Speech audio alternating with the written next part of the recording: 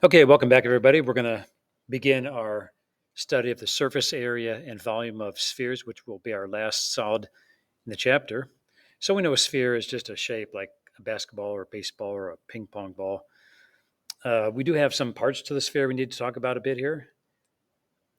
So there you see a picture right there of a sphere. A sphere is a locus of points or a set of points in space that are a fixed distance from a given point called the center of the sphere. So you see the center right there, the dot. We got a radius of a sphere connects the center of the sphere with the point on the sphere, so it's a line segment. You see the great circle here, that's like our equator of planet Earth. And that's going to divide the sphere into two hemispheres. Hemisphere is half of the sphere, so you see that right there in the diagram. Okay. Okay, we're going to learn about the formulas first for the volume of the sphere. So we're going to pause this video and we're going to watch two videos that help us figure out what the formula is for the volume of a sphere.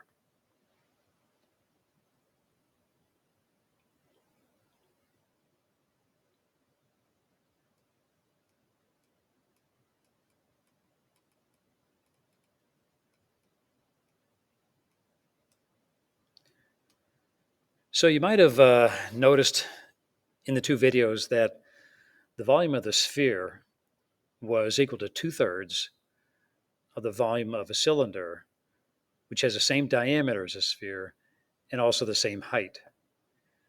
So we're going to take this information, put it together, and we're going to derive that formula for the volume of a sphere. So if you look at this top line here, the volume of a sphere is, we just saw, was 2/3 of the volume of the cylinder.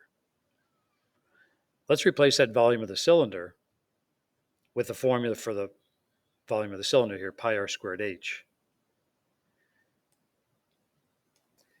Okay, so remember that the height of that cylinder is going to be equal to 2 times the radius of the sphere because it fit in, had the same height. And if you just do a little bit of math here, you got 2/3 times a 2, that's 4/3. Then you get r squared times r is r cubed. So it looks like the volume of the sphere is going to be 4/3 pi r cubed. And that's on your cheat sheet, so you can refer to that if you need it. Okay, let's do our first example of finding the volume of a sphere. If you look at the volume formula, it just only needs you to find one input, which is the radius of the sphere. So giving us the radius of the sphere is 9 centimeters. We're going to plug that right in here. So we got volume equals 4/3 pi times 9 to the third. So you're going to have to find the power button on your calculator. And if you can't find that, let me know. Or you just have to multiply 9 times itself 3 times. In any case, we got, when you multiply all that out, we got 972 pi cubic centimeters because we're talking about volume. We're going to leave this answer in terms of pi. Of course, we know if you need a decimal, you can just replace pi with its numerical value. Okay, this time we're going to pause this video, and we got one more to watch about finding the formula for the surface area of the sphere.